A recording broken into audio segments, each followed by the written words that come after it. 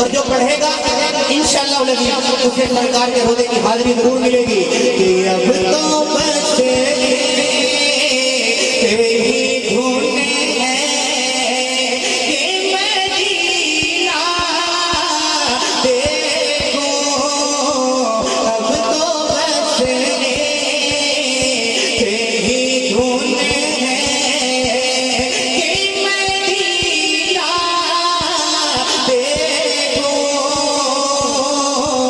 चैन कब आएगा जब तक ना मदीना देखो, चैन कब आएगा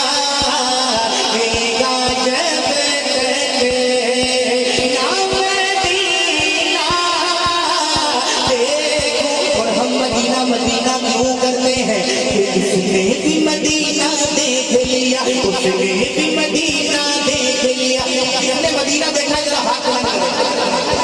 माशाल्लाह माशाल्लाह, जिसने मदीना देखा है बहुत कम हाथ नजर आएंगे, लेकिन मैं दुआ करता हूँ कि अल्लाह एक मुस्लिम के जो हाथ उठाकर सुभान अल्लाह सुना दे उसे इसी साल हुजूर के रोज़े की ज़ियारत नसीब फरमा दे। ये सुनिएगा कि किसने भी मदीना